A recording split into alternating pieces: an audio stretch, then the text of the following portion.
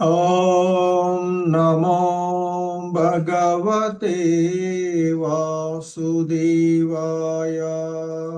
ॐ नमो नमो भगवते वासुदेवाय।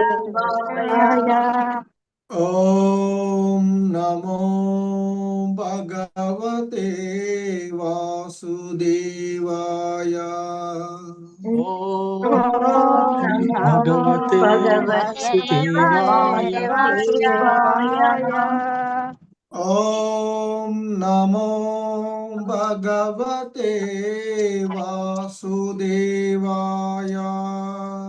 ॐ नमो भगवते वासुदेवाय। नारायणं नमस्कृत्य नरं चैव नरोत्तमम्। नारायणं नमस्कृत्य नरं चैव नरोत्तमम्। देवीं सरस्वतीं व्यासं ततो जयमुदीरयेत्। देवीं सरस्वतीं व्यासं ततो जयमुदीरयेत्। नष्टप्रायेष्वभद्रेषु नित्यं भागवत सेवया।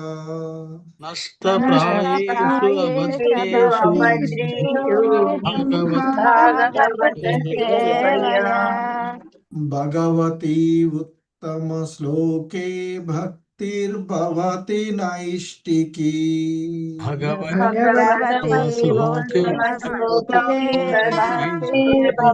नैष्टिकी। హరే కృష్ణ. సో ఈరోజు శ్రీమద్ భాగవతం క్లాస్కి అందరికీ కూడా ఇస్కాన్ మంగళూర్ శ్రీ శ్రీ రాధా గోవింద ఆలయం తరపున స్వాగతం, సుస్వాగతం. సో ఈ శ్రీమద్ భాగవతంలో మనము 4వ స్కందము 9వ అధ్యాయము అయినటువంటి భక్త ధ్రువుడు గృహమునకు తిరిగి వచ్చుట అనేటువంటి ఈ అధ్యాయంలో ఈరోజు 64 మరియు 65వ శ్లోకాలను ఇస్కాన్ సంస్థాపక ఆచార్యులైనటువంటి శ్రీల ప్రభుపాదుల వారి యొక్క వివరణం ద్వారా ఈ శ్లోకాలను అవగాహన చేసుకోవడానికి ప్రయత్నం చేద్దాం. హరే కృష్ణ. శ్రీమద్ భాగవతము 4వ స్కందము 9వ అధ్యాయము 64వ శ్లోకము. హరే కృష్ణ. Please repeat. వాప్యో వైదూర్య సోపానాః వాప్యో వైదూర్య సోపానాః. వాప్యో వైదూర్య సోపానాః. వాప్యో వైదూర్య సోపానాః. వాప్యో వైదూర్య సోపానాః. వాప్యో వైదూర్య సోపానాః. వాప్యో వైదూర్య సోపానాః. వాప్యో వైదూర్య సోపానాః. పద్మోత్పల కుముద్వతీః.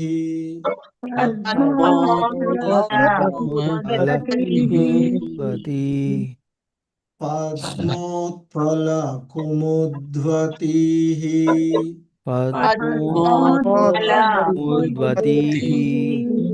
పద్మోత్పల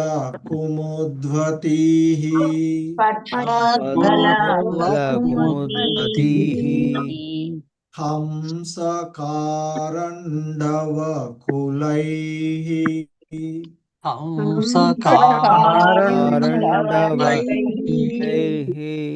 హంసకారండవకులైః. హంసకారండవకులైః.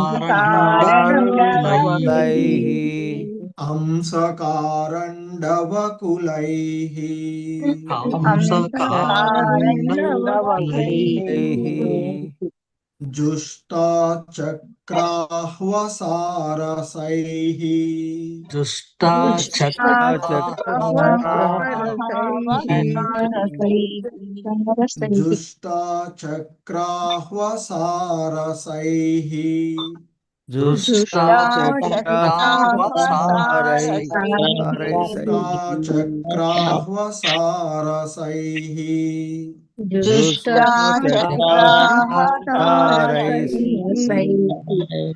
వాప్యో వైదూర్యసోపానాః పద్మోత్పలకుముద్వతీః వాప్యో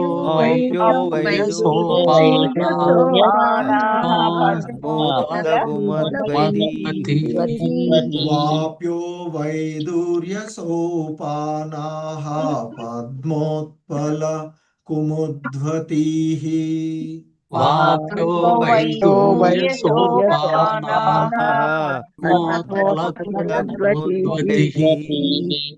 హంసకారండవకులైః జుష్టాచక్రాహ్వసారసైః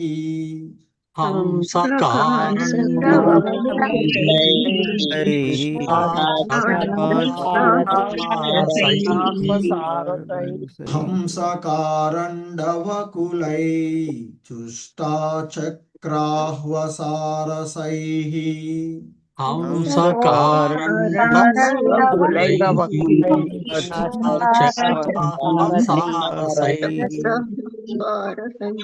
హరే కృష్ణ. వాప్యో వైదూర్యసోపానాః పద్మోత్పలకుముద్వతీః హంసకారండవకులైః జుష్టాచక్రాహ్వసారసైః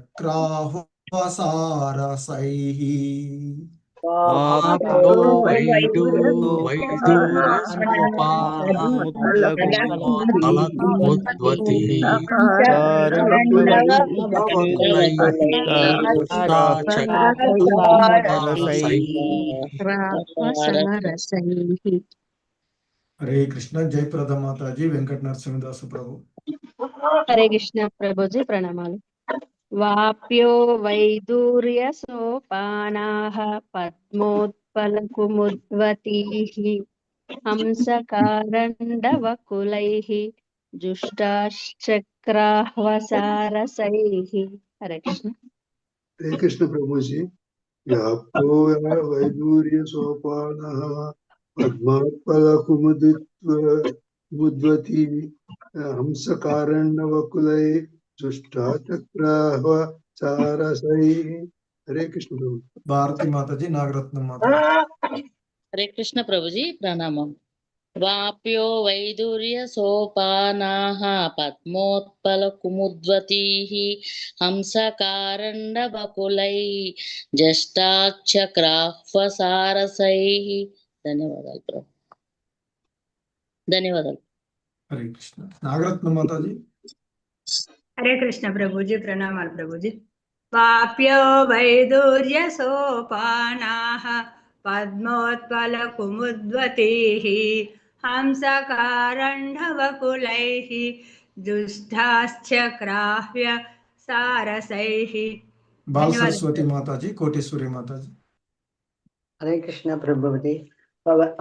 వాప్యో వైదూర్య సోపానః పాదోత్పలకుముద్వతీః హంసకారండవకులైః జుష్టాచక్రాహ్వసారసైః. హరే కృష్ణ గురుజీ. వాప్యో వైదూర్య సోపానాః పద్మోత్పలకుముద్వతీః హంసకారండవకులై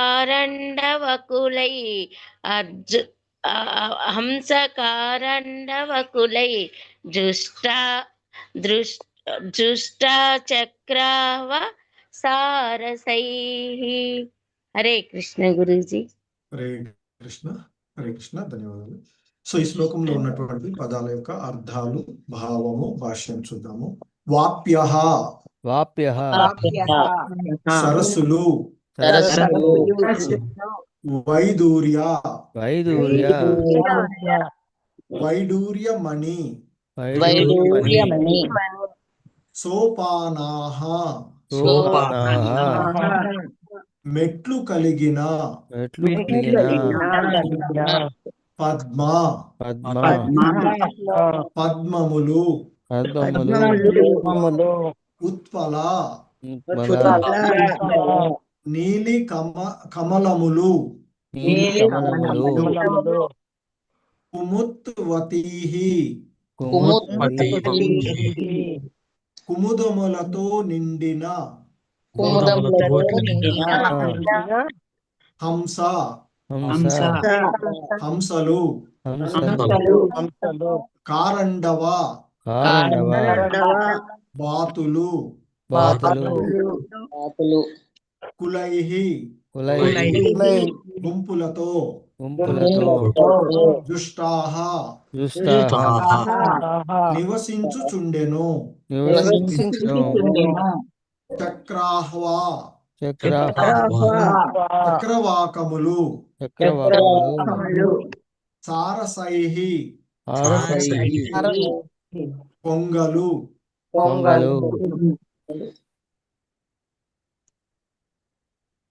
వైడూర్యమణి ఖచ్చితములైన సోపానములు కలిగిన సరస్సులయందు పలు రంగుల పద్మములు ఉత్పలములు నిండియుండెను హంసలు కారండవములు చక్రవాకములు కొంగలు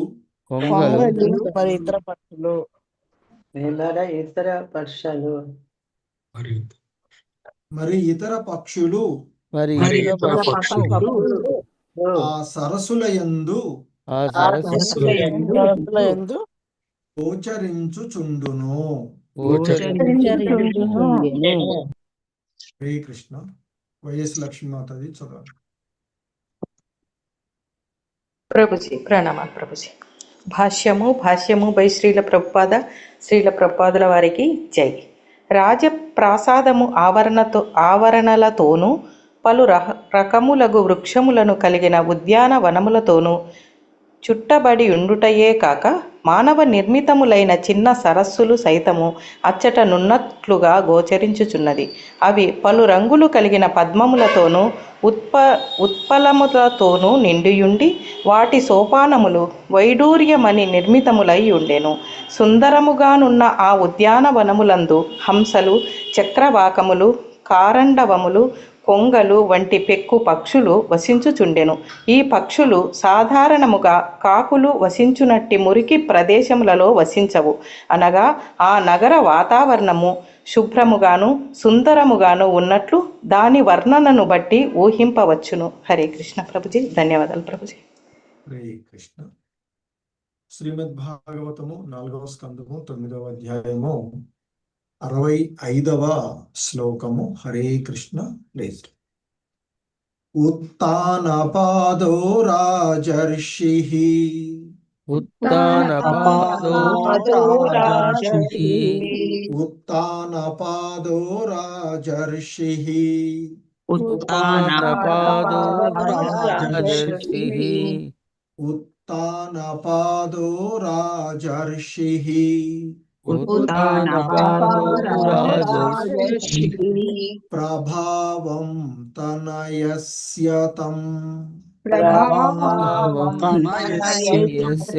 ప్రభావం తనయస్యతం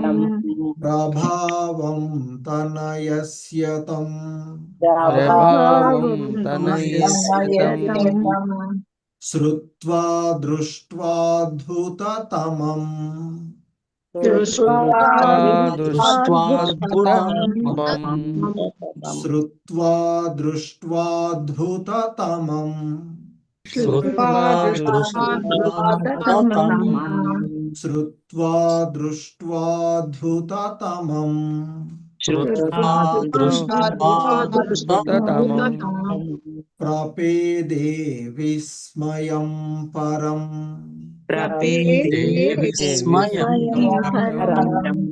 प्रपेदे विस्मयं परम् विस्मयं परम् प्रपेदे विस्मयं परम्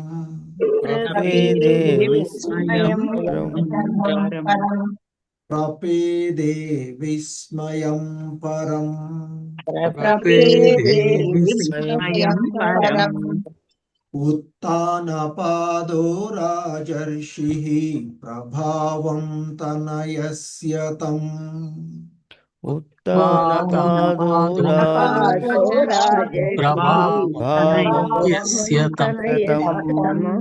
उत्तानपादो राजर्षिः प्रभावं तनयस्य तम् उत्तानपादो राजर्षिः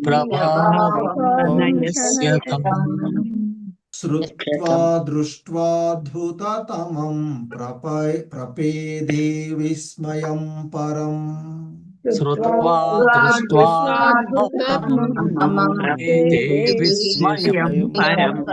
श्रुत्वा दृष्ट्वाद्भुततमं प्रपेदे विस्मयं परम्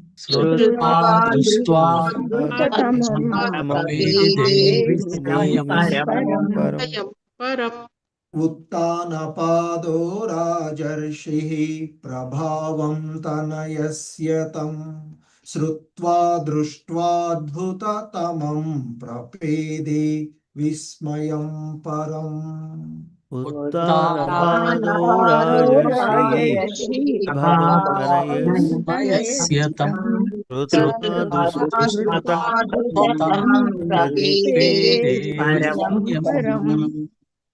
మంజుభాషిణి మాతాజీ, సరళాదేవి మాతాజీ.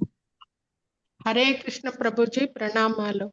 ఉత్తానపాదో రాజర్షిః ప్రభావం తనయస్య తం శ్రుత్వా దృష్టాద్భుతతమం ప్రపేదే విస్మయం పరం. ధన్యవాదాలు ప్రభుజీ.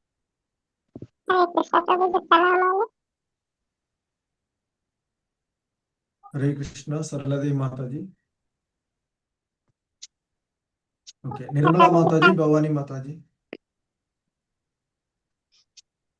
హరే కృష్ణ. నిర్మలా మాతాజీ. హరే కృష్ణ ప్రభుజీ.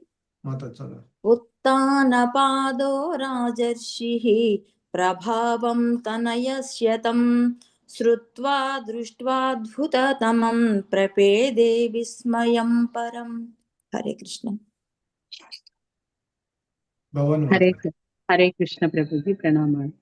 उत्तानपादो राजर्षिः प्रभावं तनयस्य तं श्रुत्वा दृष्ट्वाद्भुततमं प्रपेदे विस्मयं परम्. హరే కృష్ణ ప్రభు. హరే కృష్ణ. విశాలవతి మాతాజీ, సుముఖి సాధ్వి దేవిదాసి మాతాజీ. హరే కృష్ణ ప్రభుజీ. उत्तानपादो राजर्षिः प्रभावं तनयस्य तं श्रुत्वा दृष्टाद्भुततमं प्रपेदे विस्मयं परम्. हरे कृष्ण ప్రభుజీ, ధన్యవాదాలు. హరే కృష్ణ ప్రభుజీ ప్రణామాలు. उत्तानपादो राजर्षिः ప్రభావం తనయస్య తాం శ్రుత్వా దృష్ట్వాద్భుతం తమం ప్రపేదే విస్మయం పరం. మాధవి నీలపు మాతాజీ, రాజర్షి మాతాజీ, రాజేశ్వరి మాతాజీ, మాధవి నీలపు మాతాజీ. హరే కృష్ణ. उत्तानपादो राजर्षिः ప్రభావం తనయస్య తం శ్రుత్వా దృష్ట్వాద్భుతతమం ప్రపేదే విస్మయం పరం. హరే కృష్ణ. హరే కృష్ణ ప్రభు. उत्तानपादो राजर्षिः ప్రభావం తనయస్య తం శ్రుత్వా దృష్ట్వాద్భుతతమం ప్రపేదే విస్మయం పరం. హరే కృష్ణ ప్రభు, ధన్యవాదాలు. హరే కృష్ణ. సరళాదేవి మాతాజీ, శోభారాణి మాతాజీ, శశికళ మాతాజీ. హరే కృష్ణ ప్రభుజీ ప్రణామాలు. उत्तानपादो राजर्षिः प्रभावं तनयस्य तं श्रुत्वा दृष्टाद्भुततमं प्रपेदे विस्मयं परम्। हरे कृष्ण प्रभु जी प्रणामाలు.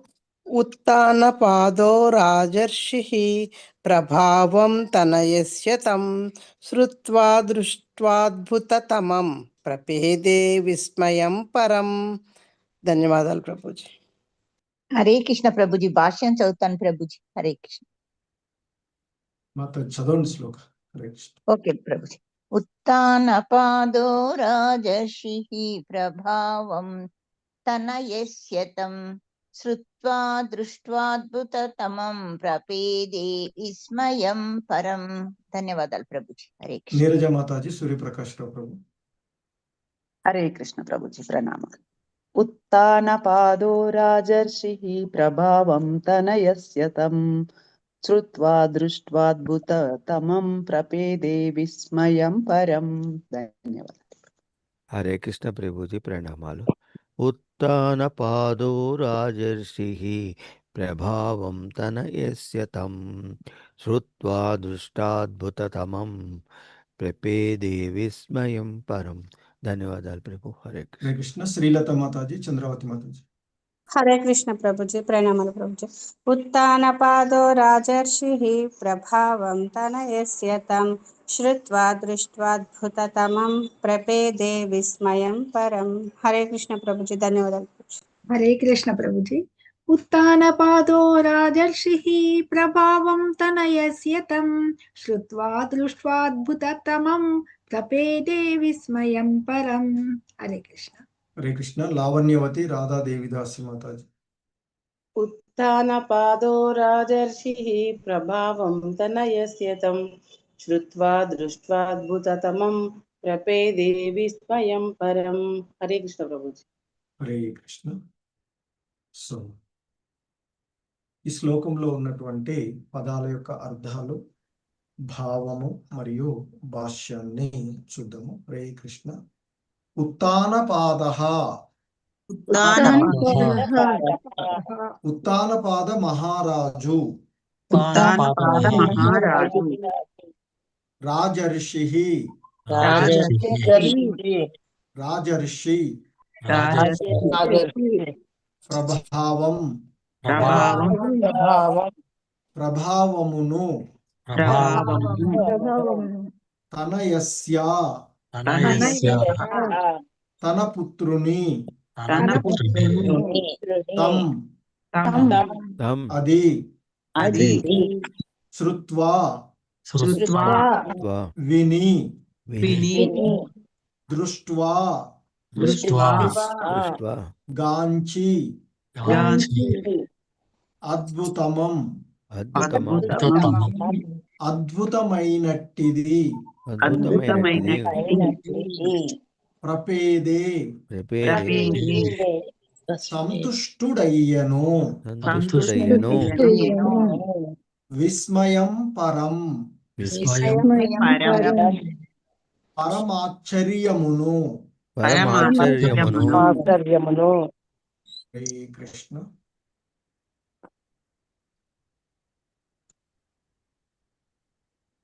భావము బై శ్రీల ప్రభుపాదుల వారు.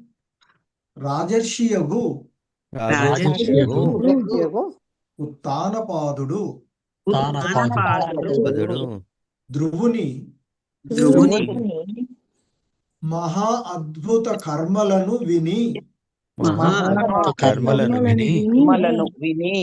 అతడెంత ప్రభావము కలవాడో ధనుడో స్వయముగా కూడా గాంచి మిగుల సంతుష్టుడయ్యను. ధ్రువుని కార్యములు పరమాశ్చర్యకరములైనవి కదా.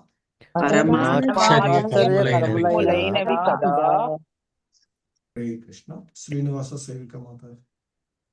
హరే కృష్ణ ప్రభుజీ ప్రణామాలు ప్రభుజీ. భాష్యం బై శ్రీల ప్రభాత్. శ్రీల ప్రభాత్ కి జై. ధ్రువుడు అరణ్యమునందు తపస్సును ఆచరించినప్పుడు ఉత్తానపాదుడు అతన్ని పరమాద్భుతమగు కర్మలను గూర్చి వినెను. ధ్రువుడు రాజకుమారుడైనప్పటికీ కేవలము పంచవర్ష ప్రాయుడైనప్పటికీ వనమున కేగి తీవ్ర నిష్ఠతో భక్తి యోగం ఆచరించెను. కనుక అతని కర్మలన్నీయును పరమ ఆశ్చర్యకరములు. ఇక్కడ అతడు ఇంటికి తిరిగి వచ్చినప్పుడు సహజంగానే తన ఆధ్యాత్మిక యోగ్యతల కారణమున పురజనులకు పరమ ప్రియుడయ్యను. భగవత్కృపచే అతడు పెక్కు అద్భుత కార్యములు వనరించి ఉండవచ్చును. అట్టి అద్భుత కర్మ ఉనరించిన వాని తండ్రి కన్నను అధిక సంతృప్తిని కలిగిన వాడు ఇంకొకడు ఎవడుండును. ఉత్తానపాద మహారాజు సామాన్యమగు రాజు కాడు, అతడు రాజర్షి.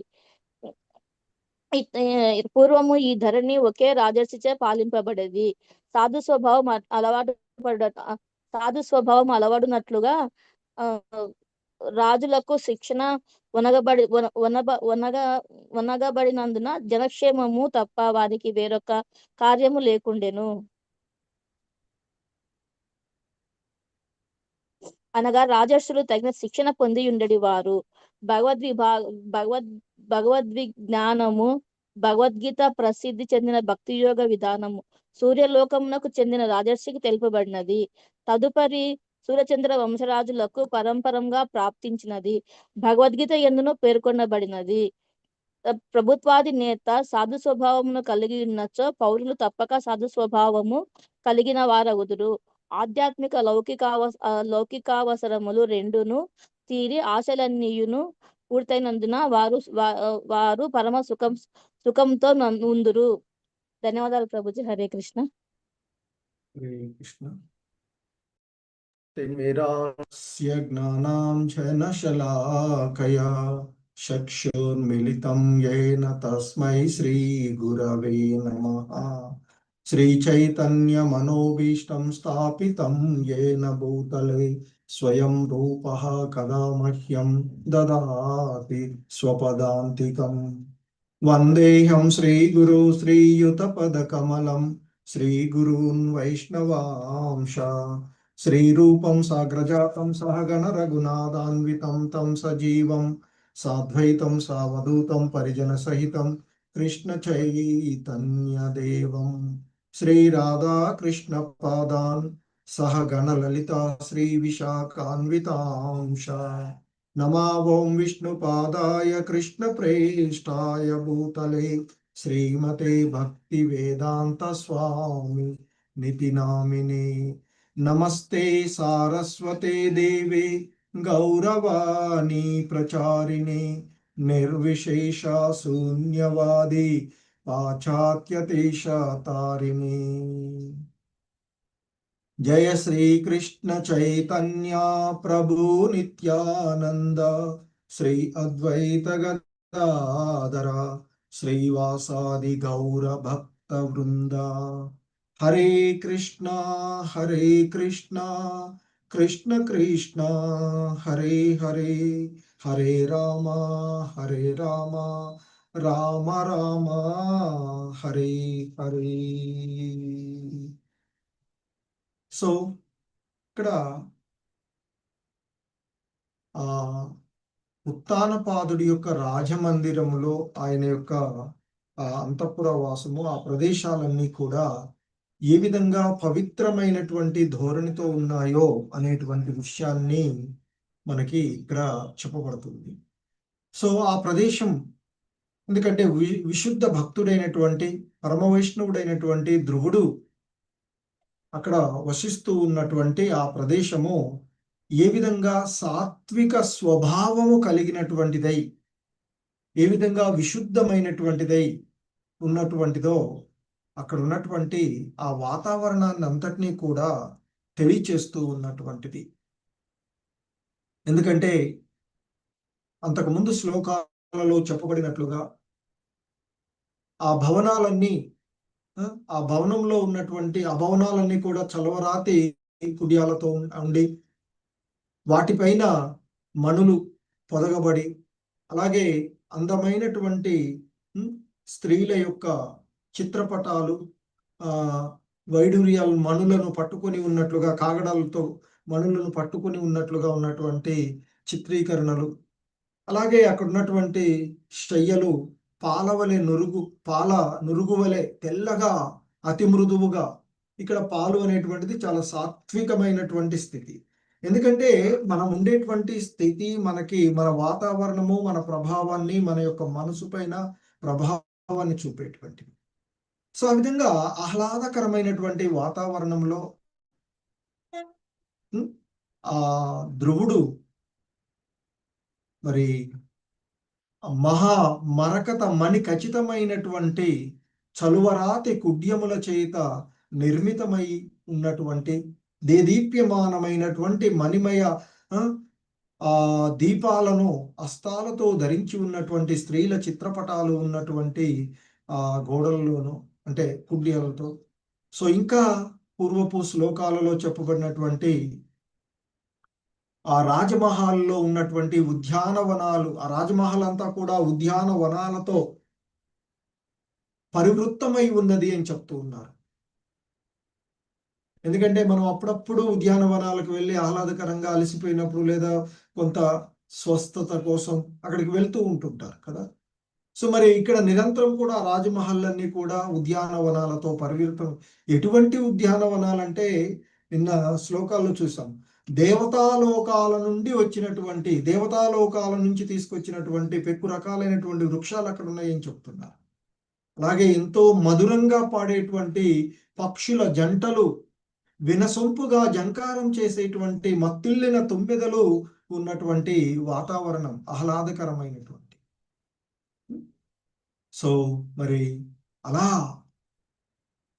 మరి ఆ వైడ్యూర్య మణి ఖచ్చితములైనటువంటి ఇక్కడ ఈరోజు శ్లోకాల్లో మనకి చెప్పబడుతూ ఉన్నటువంటిది, వాప్యో వైదూర్య సోపానాః పద్మోత్పల కుముద్వతీ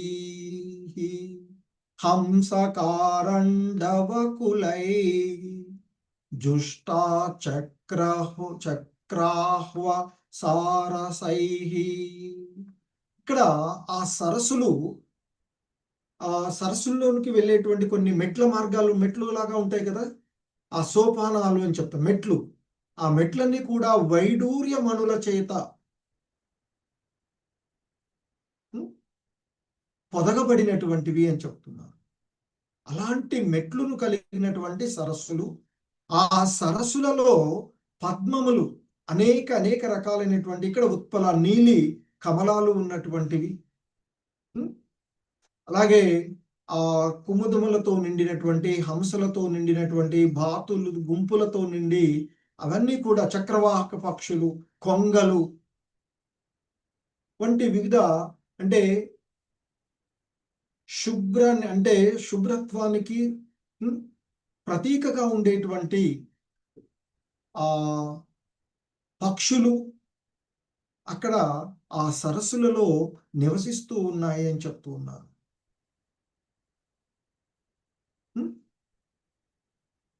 చక్రవాకాలైన కొంగలు, హంసలు, అలాంటి ఆ గుంపులన్నీ కూడా అక్కడ ఉన్నాయి అని చెప్పబడుతున్నటువంటివి. సో కాబట్టి ఆ ఉద్యానవనాలలో ఉన్నటువంటి సరస్సులు, మానవ నిర్మితమైనటువంటి కొన్ని సరస్సులు వైడూర్య మణి ఖచ్చితములైనటువంటి మెట్ల మార్గాలను కలిగి అనేక రకాలైనటువంటి పద్మములు, ఉత్పములతో నిండి ఉన్నాయి అని చెప్తున్నారు. ఆ సరస్సులలో హంసలు, బాతులు, చక్రవాకములు, కొంగలు మరియు ఇతర పక్షులు అందులో గోచరించుచూ ఉన్నటువంటి విషయాన్ని ఇక్కడ చెప్తూ ఉన్నారు. ఎందుకంటే ఇంతకుముందు చెప్పినట్లుగా ఆ రాజప్రసాద ఆవరణంలో పలు రకాలైనటువంటి ఆ వృక్షాలు ఉండడమే కాకుండా చిన్న సరస్సులు కూడా అక్కడ ఉన్నటువంటి, ఆ సరస్సులు ఎంతో ఆహ్లాదకరమైనటువంటి వాతావరణాన్ని కలిగిస్తూ ఉన్నటువంటి ఉన్నవి అనేటువంటిది ఇక్కడ చెప్పబడుతూ ఉన్నటువంటిది. ఎందుకంటే ఇక్కడ శ్రీల ప్రభుపాదులు వారు చెప్తున్నారు, ఇక్కడ వర్ణించబడినటువంటి వర్ణన ద్వారా ఆ మురికి కూపాలలో వసించేటువంటి కాకుల వంటి పక్షులు వాతావరణం ఇక్కడ ఏం చెప్పలేదు. అంటే దాని అర్థము ఇక్కడ ఆ సరస్సులు కానీ ఆ ఉద్యానవనాలు అన్నీ కూడా ఎంతో చక్కని ఆహ్లాదకరమైనటువంటి శుభ్రమైనటువంటి సుందరమైనటువంటి ప్రదేశంగా వర్ణించబడ్డది అని చెప్తూ ఉన్నారు. అలాగే అక్కడ ఉండేటువంటి జంతువులు కూడా వివిధ రకాలైనటువంటి మురికి కోపాలుగా ఉండేటువంటి వాటిని గురించి చెప్పట్లేదు. ఆ నీటి పక్షులలో కూడా, నీటిలో ఉండేటువంటివి కూడా.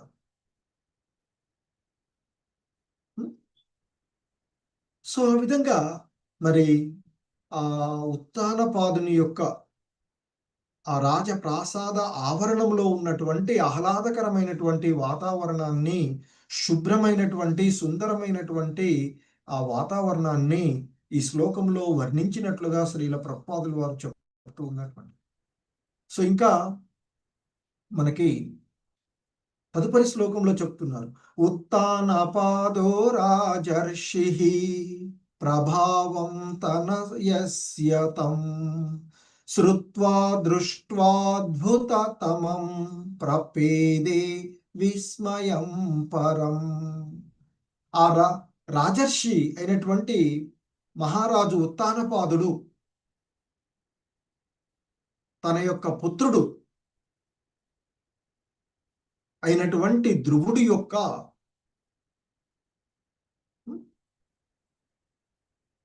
ఇక్కడ శ్రుత్వా దృష్ట్వా అద్భుతతమం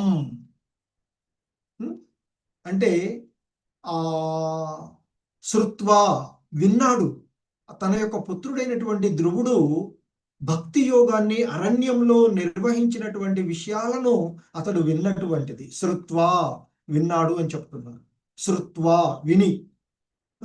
అలాగే ఇప్పుడు మరి ఆ భక్తి యోగంలో అరణ్యంలో భగవంతుని పైన భక్తి యోగాన్ని నిర్వహించినటువంటి విషయాలను గురించి విన్నటువంటి ఆ రాజర్షి అయినటువంటి ఉత్తానపాదుడు తన పుత్రుడైనటువంటి ధ్రువుని అద్భుతాలను విన్నాడు. ఆయన నిర్వహించినటువంటి అద్భుతమైనటువంటి కర్మలను విన్నాడు. మరి అతని ప్రభావం ఏ విధంగా ఉంటుందో దృష్ట్వా కాంచి, ఇప్పుడు ఎదురుగా తన ముందే ఉన్నాడు కదా, తన ప్రాసాదంలోనే ఉన్నాడు, తన అంతఃపురంలోనే ఉన్నాడు కదా, తన మందిరంలోనే ఉన్నటువంటి అతన్ని చూస్తూ ఆయన ఎందుకంటే భగవంతుని యొక్క స్పర్శ ద్వారా, భగవంతుని దర్శించుకోవడం ద్వారా అతడిలో కలిగినటువంటి అద్భుతమైనటువంటి మార్పులను విన్నాడు. ఆ భగవంతుడి కొరకు అతడు చేసినటువంటి కార్యాలను విన్నాడు. ఆయనలో కలిగినటువంటి మార్పులను, అంటే పూర్వము ఈ గృహాన్ని వీడడానికి ముందు తన పుత్రుడు ఎలా ఉన్నాడు ధ్రువుడు, ఇప్పుడు ఎలా ఉన్నాడు, ఆ భగవంతుని యొక్క భక్తి యోగంను నిర్వహించడం ద్వారా ఏ విధంగా ఉన్నాడు అనేటువంటి అంశాన్ని అతడు స్వయంగా ఇప్పుడు చూస్తూ ఉన్నాడు. దృష్ట్వా గాంచుతూ ఉన్నాడు. ఏం గాంచుతున్నాడు? అద్భుతతమం, అద్భుతమైనటువంటి వాటన్నిటిని విని చూసి ఇప్పుడు అతడు ఎంత ప్రభావం కలవాడు. ఎందుకంటే భగవంతుణ్ణి, అందున విష్ణు భగవానుణ్ణి, ఆ నారాయణుని దేవదేవుణ్ణి సంతృప్తిపరిచి ఆయన దర్శనం పొందడం అనేటువంటిది వేల సంవత్సరాలు తపస్సులు చేసినటువంటి మహా ఋషులకు, యోగులకే సాధ్యం కానటువంటి ఆ ఘన కార్యాన్ని అతడు కేవలము 5-6 మాసాలలోనే అతడు సాధించగలిగినటువంటి వాడు. కనుక తన పుత్రుడు ఎంతటి ప్రభావము కలవాడో, ఎంతటి ఘనుడో అనేటువంటి విషయాలను విన్నాడు. ఇప్పుడు స్వయంగా చూస్తూ ఎంతో సంతృష్టుడయ్యాడు అని చెప్పబడుతుంది. ఇక్కడ ఉత్తానపాదుడు రాజు, అలాగే ఇక తన యొక్క ధార్మికమైనటువంటి స్థితి యందు నెలకొని ఉంటున్నటువంటి వాడు కనుక మహర్షిగా, రాజర్షిగా ఇక్కడ సంబోధించబడుతూ ఉన్నటువంటి వాడు. ఎందుకంటే ఆయన కూడా పుత్రుడు గృహాన్ని నుండి విడిపోయినటువంటి సందర్భంలో తాను చేసిన తప్పు, తాను ఏ విధంగా ఈ ఇంద్రియ లోలుడై స్త్రీ లోలుడై తాను ఏ విధంగా దిగజారిపోయాను అనేటువంటి విషయాన్ని గాంచి అతడు కూడా మారినటువంటి విషయాన్ని ఇక్కడ తెలుస్తూ ఉన్నటువంటి. సో అలాంటి రాజర్షి అయినటువంటి ఆ ఉత్తానపాదుడు ధ్రువుడి యొక్క అద్భుతమైనటువంటి భక్తి యోగము నిర్వహణను గురించి విని ఇప్పుడు కళ్ళారా చూస్తూ ఎంతో సంతుష్టుడయ్యాడు అని చెప్తున్నారు. అలాగే ఇక్కడ చెప్తున్నారు, మరి ఎందుకు సంతృప్తి పడరు? ధ్రువుడు చేసినటువంటి కార్యాలు పరమాశ్చర్యకరములైనవి కదా అంటూ ఆశ్చర్యార్థకంగా ఇక్కడ చెప్పబడుతున్నటువంటిది. సో మరి పరమ ఆశ్చర్యకరమైనటువంటి కార్యాలు కదా ధ్రువుడు చేసినటువంటివి. ధ్రువుడు కార్యాలు అలాంటివి కనుకనే మరి తన తండ్రి అయినటువంటి ఉత్తానపాదుడు ఆ ధ్రువుడు యొక్క కార్యాలకు ఎంతో సంతుష్టుడయ్యాడు, మిగుల సంతుష్టుడయ్యాడు అనేటువంటి విషయాన్ని ఇక్కడ చెప్పబడుతూ ఉన్నటువంటిది. సో మరి ధ్రువుడు క్షత్రియుడుగా రాజకుమారుడుగా ఉన్నటువంటి వాడు కేవలము మరి చాలా చిన్న వయసులో 5 సంవత్సరాల వయసులోనే తీవ్రమైనటువంటి నిష్ఠతో చూసాము. మొదటి మాసంలో ఎలా ఉన్నాడు, 2వ మాసం, 3వ మాసం, 5వ మాసంలో అలా మరి ఆయన ఎంతో తీవ్రమైనటువంటి నిష్ఠతో ఆ వనంలో, మధువనంలో భక్తి యోగాన్ని, ఆ భగవంతుని గురించి, విష్ణు భగవానుని గురించి భక్తి యోగాన్ని నిర్వహించడం అనేటువంటిది మరి ఆశ్చర్యకరమైనటువంటి విషయాలే కదా. ఒక చిన్న పిల్లవాడు, అందున తనకు తారసపడినటువంటి గురువు కూడా చెప్తాడు, దేవర్షి నారదులు కూడా చెప్తారు, నువ్వు ఇప్పుడు చిన్నపిల్లవాడివయ్యవా, తర్వాత చెయ్యి అంటే లేదు నేను ఇప్పుడే చేస్తాను అని ఎంతో తీవ్రమైనటువంటి నిష్ఠతో మరి భక్తి యోగాన్ని అతడు ఆచరించినటువంటిది. సో కనుకనే అంత చిన్న వయసులో, అంత స్వల్ప కాలంలో ఆయన నిర్వహించినటువంటి భక్తి పరమాద్భుతమైనది అని చెప్తూ ఉన్నారు. సో కనుకనే పరమాశ్చర్యకరమైనటువంటి, ఆశ్చర్యకరంగా ఉండేటువంటిది, సాధారణంగా కాదు అవి. సో ఆశ్చర్యకరంగా అతని యొక్క కర్మలు ఉన్నాయి కనుక మరి తండ్రి కూడా సంతుష్టి కాకుండా ఇంకా ఎలా ఉంటాడు అనేటువంటిది చెప్తూ ఉన్నారు. అలాగే తండ్రే కాదు, ఆ ధ్రువుడు నిర్వహించినటువంటి ఆ కర్మలకు, ఆ భక్తి యోగానికి మరి అక్కడ అంటే ఆయన యొక్క ఆధ్యాత్మికమైనటువంటి కార్యాలకు ఆ పురజనులందరూ కూడా ధ్రువుడు ఎడ పరమప్రియులయ్యారు అని చెప్తూ ఉన్నారు. ఇదంతా ఆ భగవంతుని యొక్క కృప. ఎందుకంటే సో భక్తులు ఎప్పుడు కూడా మనకి భగవంతుని యొక్క భక్తులు భగవంతుణ్ణి కీర్తిస్తూ కొంతమంది భక్తులు కీర్తన చేస్తూ ఉంటారట భగవంతుని గురించి. ఆ భగవంతుని ఆశ్రయించినటువంటి భక్తుల యొక్క కోరికలు నెరవేరకుండా ఎప్పుడూ ఉండవు.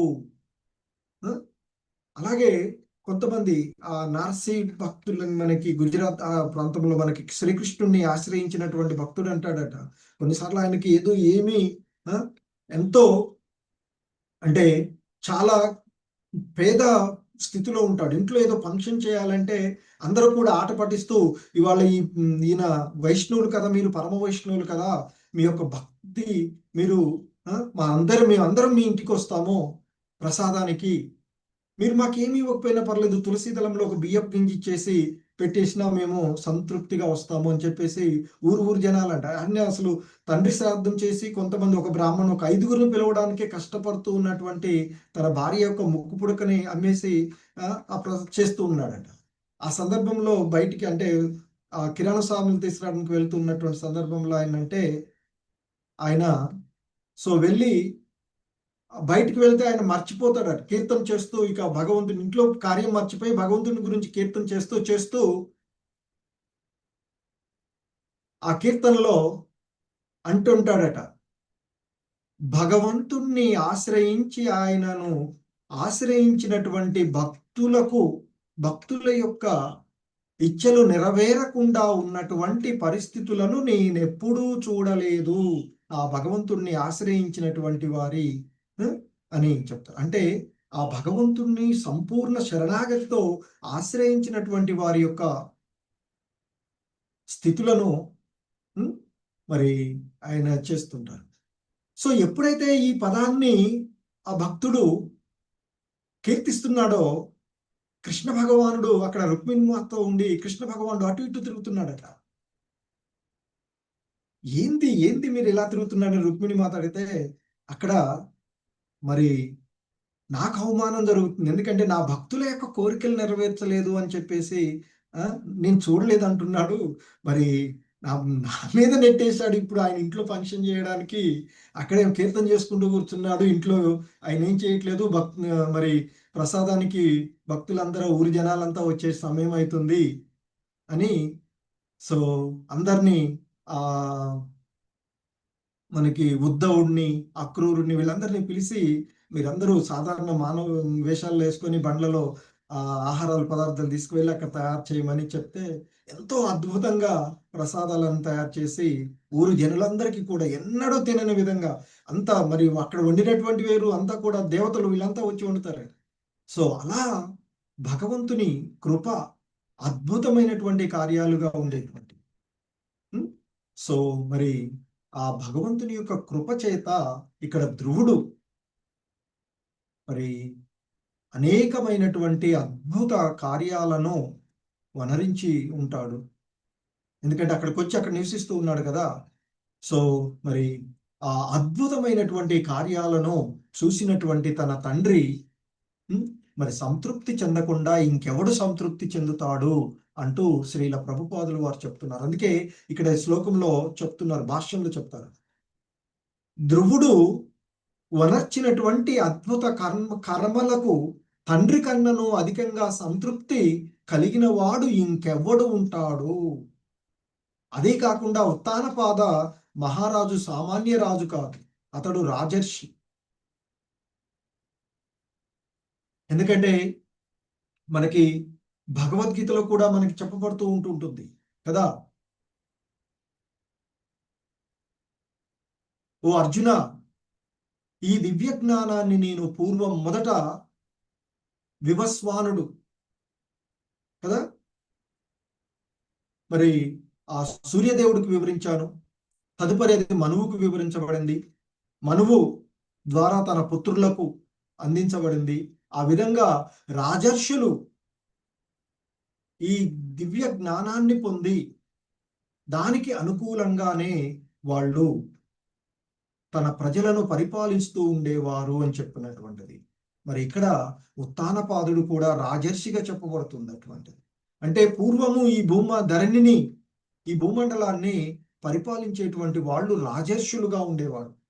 రాజు ప్లస్ దివ్య జ్ఞానాన్ని, భగవద్ విజ్ఞానాన్ని పొందినటువంటి వాడు. సో ఇప్పుడు ధ్రువుడు కూడా అదే కదా, అదే భావాన్ని రాజు అవుతూ ఉన్నాడు, ఇంకా కాలేదు. సో మరి అలాగే భగవంతుని యొక్క కృప ద్వారా అతడు గొప్ప మహర్షులు కూడా సాధించలేని, కొందరు సాధించలేనటువంటి విషయాన్ని సాధించినటువంటి వాడు. సో కనుక మరి ఈ భూమండలాన్ని పరిపాలించేటువంటి వారు రాజర్షులు. సో మరి ఇక్కడ ఉత్తానపాదుడు కూడా రాజర్షి ఇప్పుడు ఉన్నటువంటి స్థితిలో. మధ్యలో ఇవన్నీ కొన్ని జరుగుతూ ఉంటుంటాయి. సో అతడు రాజర్షిగా ఉన్నటువంటి వాడు. సో కనుక ఆ సాధు స్వభావము కలిగి ఉన్నటువంటి వారు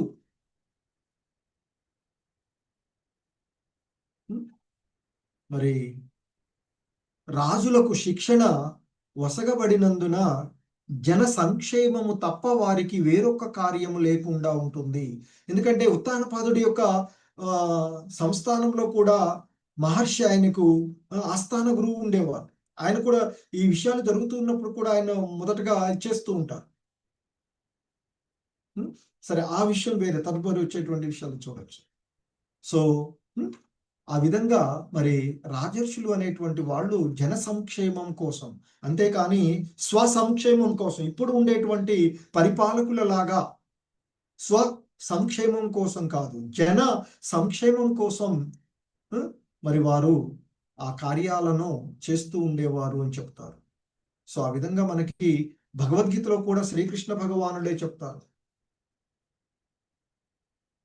కనుకనే మరలా మరి ఈ క్రమంలో ఆ రాజర్షులు క్రమక్రమంగా గాడి తప్పారు.